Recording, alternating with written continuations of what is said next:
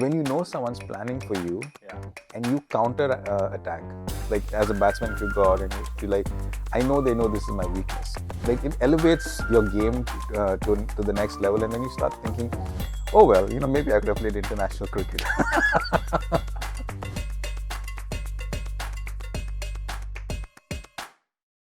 All right, welcome everyone.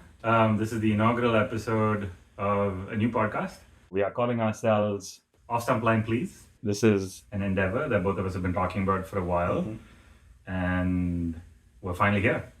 Yeah, no, that's right. I'm very excited that after procrastinating for what seems like years, thinking about it after every trip that we've done, focused around cricket, we're finally here sitting in a room and trying to put our thoughts out there. I mean, I know we shared some memes recently about generally dudes of a certain age getting to the point where they're like, okay, maybe a podcast is a good idea. So if you're like one of our close friends or family and doing us the favor of listening to our first episode, thank you. And hopefully there's more to come and more that people will listen to. But around the world, cricket enthusiasts watch the game for different reasons, some supporting specific teams, some just for the love of the game. And the game itself has so many layers. So I think everyone has unique opinions. I'm sure we do. We have different opinions. I think that's the best part of it, which we enjoy talking to each other about. And I think attack. You think like a bowler, I think like a batsman for the most part. But we kind of feed off each other's opinions and enjoy this conversation. So I think it might make for a good podcast. Who knows? yeah, for sure. And I mean, I think like some of the stuff I know we've talked about that we're hoping to like, have that we feature in the podcast will be, some amount of our experience playing club cricket here in the US. Yeah, for sure. Which, obviously, thanks to you, we've been on the same team. And for those of you who don't know, Ajay is the president of our club, also called Which you will hear a lot of. also through called these East Coast podcasts. Cricket Club. So Google East Coast Cricket Club, follow our YouTube channel. We live stream games. Yeah, so we'll be talking a little bit more about our experiences like traveling to watch cricket. We'll be looking at sort of current games and talking a little bit about ongoing matches, of course, and topical stuff. And I think the last thing that we both kind of share is having grown up in India around the same time, sort of very much in the mold of the 90s era cricket fan and what that was like, idolizing Sachin and Yeah. that whole generation. What made you a cricket fan when you were a kid? Honestly, it's funny. I was probably like 10 years old, 9 or 10, when there was a tri-series happening in Australia. It was West Indies, India, and Australia playing the Benson and Hedges Cup, which was kind of a precursor to the 1992 Cricket World Cup. And obviously the games were starting at 4 in the morning, 5 in the morning, India time. And I just remember the lights being on in the living room, the TV was on, and I just woke up with the sound one morning, and I go into the living room and I see my dad watching TV, and I'm like, what are you watching? And he said, it's cricket. And then I started asking him questions. I sat there with him, I watched, and before you knew it, I was waking up every morning watching games. And I have these images of, there was a drop catch that from Alan Border, like right next to the pitch, where he drops Sachin Tendulkar, and then he like holds his head, squats down, and is like completely gutted with himself. He had given an interview about how he predicted the greatness that Sachin was going to achieve from that point on. Such a specific memory that you remember that. Yeah, but that I was mean, you're also my. someone who remembers everything. Like you remember every score of every game in I mean, club cricket that we play. not every score, but yeah, sort of close. I like to keep track of what's going on. But that was my first memory, right? Like it's imprinted in there. It's so funny you say that because I think for me it's not dissimilar. Probably the first matches I remember were I think the 92 World Cup actually. I remember like that sprinting catch that I think it was Jadeja. Ajay Jadeja. Right? That you know which catch I'm talking about. From long on, he comes running in, and then he puts his hand forward. And then he like takes the catch. It was like unheard of, It was unseen crazy. in those days. I don't know why, but I remember that so distinctly and so vividly.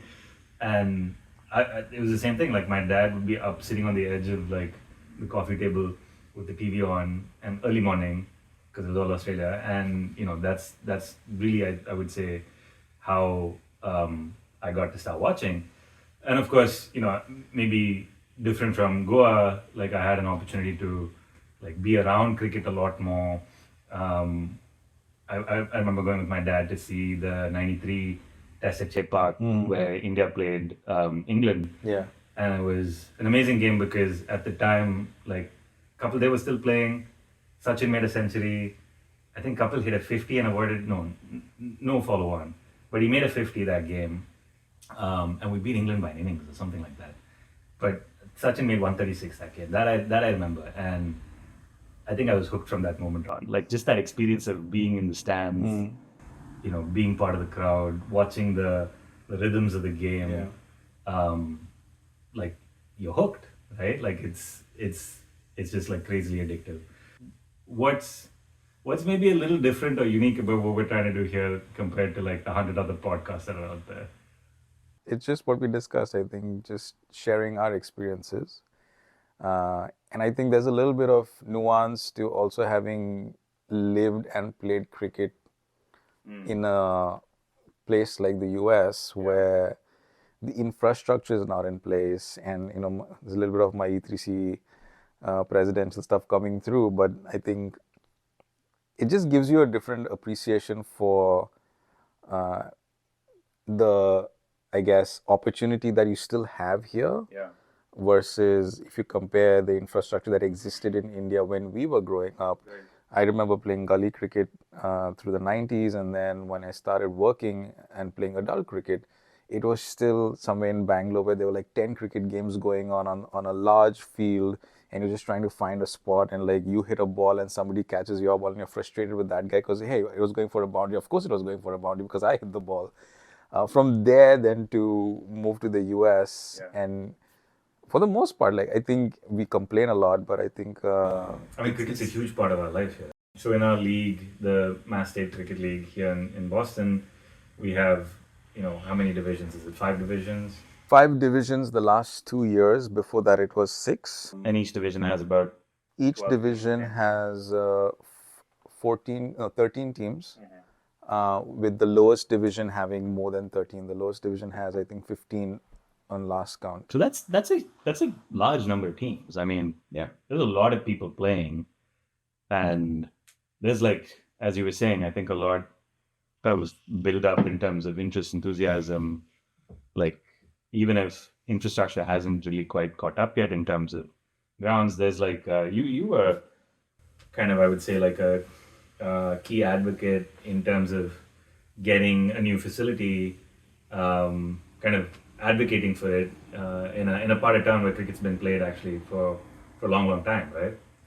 I mean, I cannot take credit for being the one who advocated for it. I think it was always part of the town's plan to relocate how the fields were spread out, where there was a cricket field. It's kind of a large playground where there are different sports, so each section.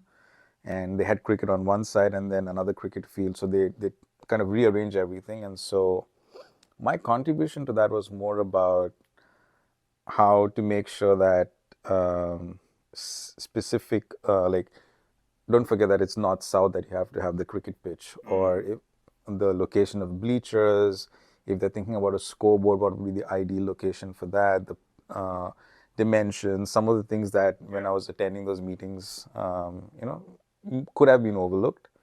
But I think they had a solid plan, and kudos to the Parks Department in Boston for what they're doing at Franklin Field. Another thing, I know we've both talked about this often, and we'll probably go into it a little bit more in depth in a future episode, which is how much impact, influence, and credit goes to the Caribbean community at large.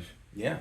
In the Boston area for like really being the forebears of playing cricket here, kind of growing it, like right from, I would say, the 50s and 60s. Yeah. Right, and right through till current day, and they've been instrumental in keeping sort of the game going. And I think that's one actually very different and cool thing about playing here, right? Like we get to play with people from all nationalities, from across all cricket playing countries. I mean, we've intentionally, as again, we've talked about Austin developed a team where we have Indians, Pakistanis, Bangladeshis, Sri Lankans, Nepali. Like we have a pretty multicultural team, which is a lot of fun. Like it's fun. Yeah, and obviously you and I specifically like that aspect of our team. We like that aspect of the teams we played on before when we played for a Caribbean team, and we kind of had those nostalgic thoughts about it when we went Barbados. But I think there needs to be, unfortunately, there isn't enough done, and the league is primarily becoming, for what it's worth. I don't think that anyone has control over it. It's just that there are more Indians than any other representation from any other countries, and maybe the younger generation from the Caribbean teams are not as interested in cricket or what it might be. But yeah, every year there are Indians who move here, and so that's also actually contributed to the growth of the league. When I remember when we joined in 2016, I think you probably joined a year before me. There were only 36 teams. Yeah. And it's basically doubled since then. Yeah, we are down to 67 now. That's crazy. And so the league has had to put a cap that we are not going to accept any more teams because it just, There's no ground. yeah, it's becoming unmanageable at Yeah. this point. I mean, in a way, it's both like an interesting challenge to have, I guess, and goes to show again the growth of the game. But for us as club cricketers, right? Like Yeah. it's the love of the game, right? Like you get to spend your Sunday or your Saturday like out on the field, out on the ground. Whether the game goes in your favor or not. Whether you like pick up a wicket or make a significant score, like just the joy of like being out there and getting to play, and I think that's something special, right? Like as And it's, I mean, even here at age 42, it's like fulfilling a childhood dream. Like, and ever since that 1992 Benson and Hedges series, and I think 1996 for me was a turning point where I was World like, Cup? the World Cup, yes, the Coca-Cola ads on TV and everything. I was like, this is what I want to be. I want to be the next Sachin and everything. And I'm sure like the millions of Indians had the same thought. But only 11 can make it, and then eventually that dream dies and you do other things. But I think moving here and spending some time in Australia, but it's also provided the means to um, like invest, put your money to good use in that sense to fulfill that passion. And so like the fact that we have all these cool looking jerseys which are very unique to each team. I mean, 67 teams, they all have different jerseys, right? Some having sponsors or having a live stream with highlights, and like anytime you can go back and watch yourself play and just like I never imagined that as a child. Like once I'd given up on the dream of playing for India, like to be doing that now, I feel it's just as fulfilling for me. Absolutely. I mean, and I think just with the effort that it takes to build a club, start a club, even with other people, sort of supporting that and people coming together to like, pitch in and help move that forward. It's a major thing for everybody who comes and joins to be part of it, to get to do exactly what you described, right? Like, I think a lot of people are getting to live sort of their childhood dream a little bit. And we have a nice age range in the club too. I guess we're probably a little bit on the older end of the spectrum. Doesn't make us uncompetitive, but No, that's true. That's true. I think I did finish this year with the team's best economy, right? you did. I think the best economy you ever delivered in MSCL. So in my cricketing career in America. to reflect on that, I mean, if you look at the past 8 or 9 years that you played cricket in the US, and then going back to your childhood, how do you reflect on that journey of where you started, like cricket in Chennai, your exposure, playing as a child to today? I mean, I was obsessed, right? Like, I think there was a period of time in my life where, like, I lived, breathed, eat, slept, drank cricket, right? Where if it wasn't like me playing cricket at school, it was me running home to like watch cricket on TV, listen to it on the radio, catch highlights as soon as like school ended, as soon as I got home, talk about it with friends, try and go to every game that was happening at Chey Park, And I mean, we used to get more games than I think compared to now probably. But like, every one day match or test match that was being played, cricket was a big part of like my family. Everybody followed cricket. Everybody, like my dad and both his brothers played league cricket growing up in Chennai, going back to like the 60s and 70s. Um, so there's a lot. I mean, the entire environment around it, around the sport, I think was one where you just got sucked into it, right? And then you know I would spend like hours just reading like cricket for whatever. So it's like the day. There's so many things you could just keep doing that were cricket related, and it just never ended. And there was just more to like take in, and sort of. I think once I got to college, playing there and moving to America about 15 years ago, I think initially, I really missed it. And my first couple of years, I was playing tennis ball cricket, and it was fun. And obviously, it takes less time and slightly less commitment. And then finally, kudos to our friend Kuldeep who recruited us. Basically, you know, um, I think initially I was like, yeah, that sounds really cool. I haven't played in years, and it takes the whole day. I don't know how much I can, sort of commit to this. But then once you get out there, you're like, this is it, right? Like, I mean, I know we play 40 overs, but it's like for that day when you're out there, like it just kind of everything else disappears, right? But there's been a change. Like, How do you mean? I remember when we played for Middlesex, you'd miss half the season. Not that you play the full season now also, but I feel like there's been a more of a you've moved to from being like, yeah, I'll play when I'm available, to like looking forward to playing games, like That's true. building your schedule around once the MSCL schedule's out, Yeah. then building your travel plans around it, or trying to prioritize games versus doing something else. I feel there's been a No, you're shift. right. You're right. I think the thing is like maybe it's also an age thing, right? Because you realize that you know it's a thing that you want to prioritize, and you may not be able to keep doing it forever and ever. Also, and for as long as you can, you want to enjoy it. So that's one part of it. But I think also like to be frank, like with E3C, you, Kuldeep, others, like we've all been able to build a team culture that has been really fun to play in. So it's a lot of building that camaraderie, building that team spirit, kind of you know having a more organized kind of feel to how we practice and how we plan for games and how we approach games and strategizing for games. So I think there's a lot there that would be cool to jump into also, and we'll probably save that for another episode. But just like, what does it take to plan like a season out? How do we like strategize for games when we're playing 40 overs here in Massachusetts, right? Like, there's a lot that goes into it, as you well know. But my point is that having a lot of that in place also helps motivate players like myself to want to come and participate and give my best and prioritize it more, right? Because then you also have a sense of, hey, I know my role, I know what I'm doing, like this is the goal for the team. We want to enjoy playing, but we also want to like do well and win and sort of accomplish things and move forward in the league. So I think that was definitely part of what motivated me to get more involved and prioritize it more. Yeah. Because I think the component of like staying engaged with watching and following cricket is always there.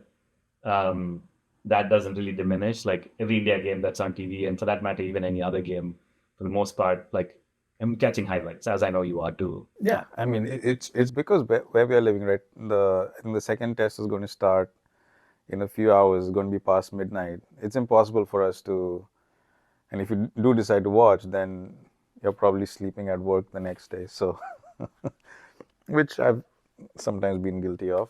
Uh, but going back, I know we're like jumping sections a little bit, but since we talked about our journey in MSCL,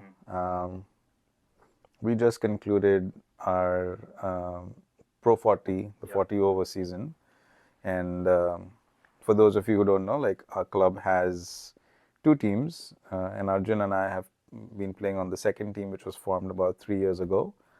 And we've been very successful, always made it to the playoffs, made it to the finals last year and this year. So we got promoted 2 years in a row, but couldn't cross that final hurdle. which still stings. Lost to the same team twice. Same team twice, yeah. But yeah, like if you would describe specifically our journey in the last 3 years, what do you think made us achieve the success we've done, given that other than the initial six that moved into that second team, everyone else was new. So in 3 years, we've achieved so much. Yeah.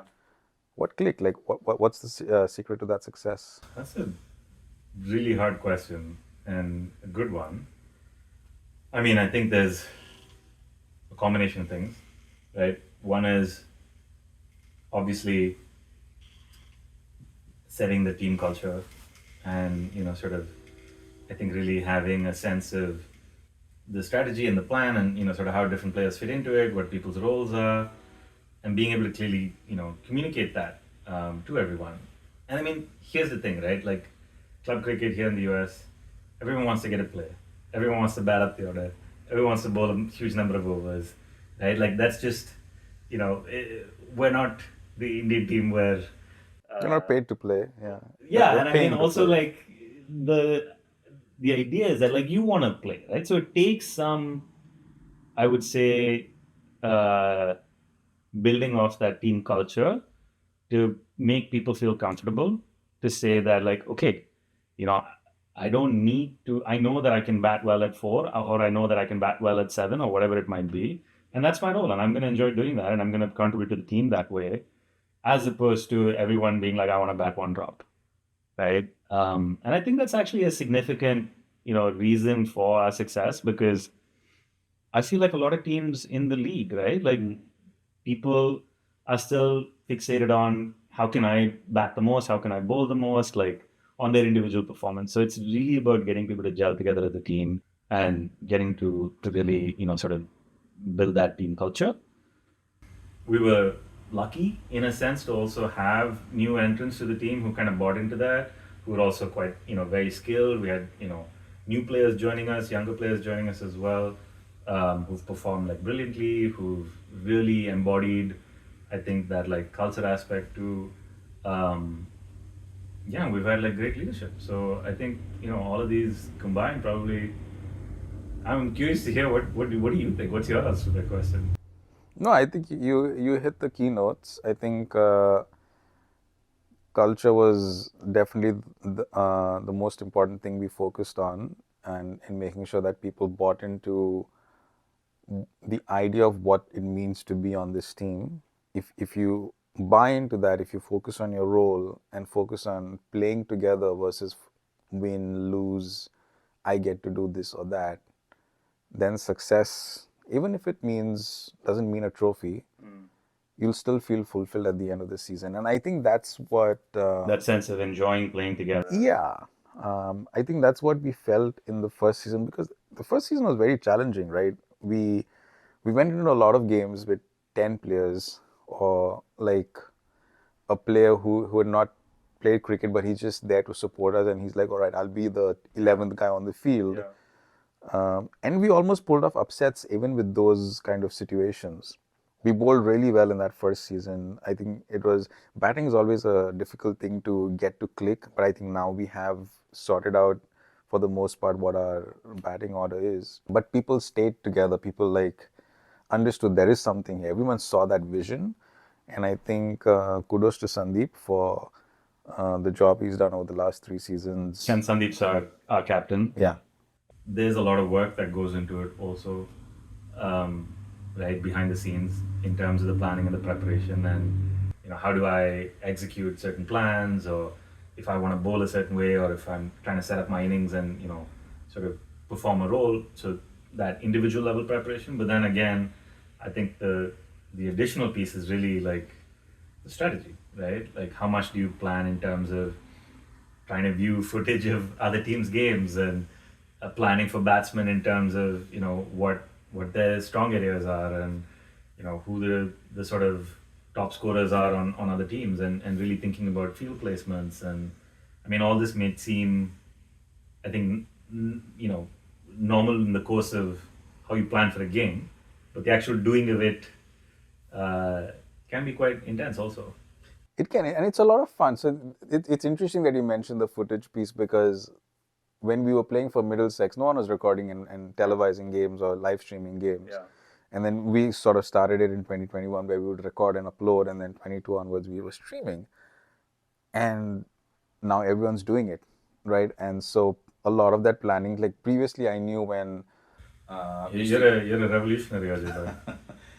no, but I remember when I used to hear other captains like plan, it was about either what they heard about those players, so if they're making a plan, or we'll just observe the guy for an over and see and try and figure out how this person bats and what their weaknesses are. Stats on the MSL website.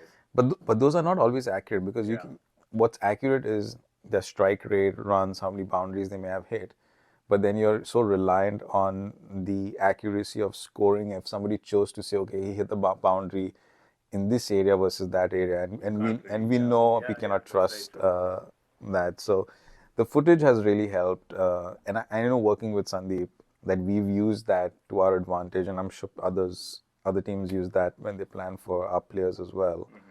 But it makes the game just a little bit more interesting from that perspective. Like now, Especially when like a plan works out, right? yeah, or when you know someone's planning for you, Yeah. and you counter attack. Like as a batsman, if you go out and you're like, I know they know this is my weakness, and I know they're going to try and do something this way. It just puts you in that, like it elevates your game to the next level, and then you start thinking, oh well, maybe I could have played international cricket.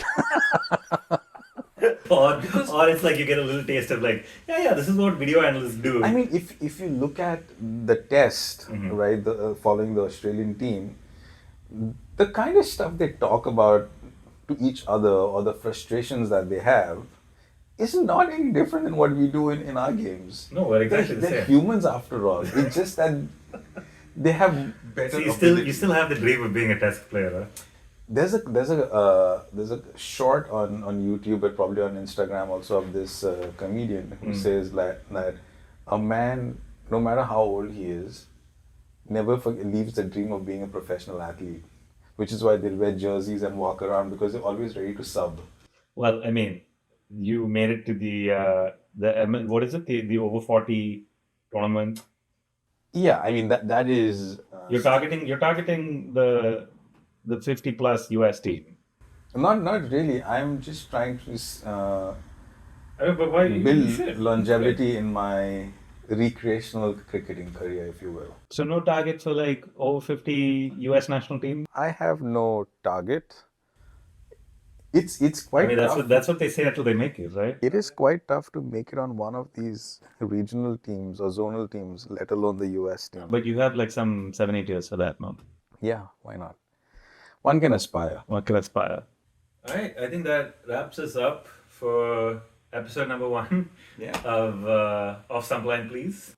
Yeah, and we'll add some links to E3C, our club channel, some interesting shorts in there, and gauging on your feedback, probably will include some more things about E3C, about cricket in the US, cricket in Boston. But yeah, until next time, thank you for tuning in, and be well. Adios.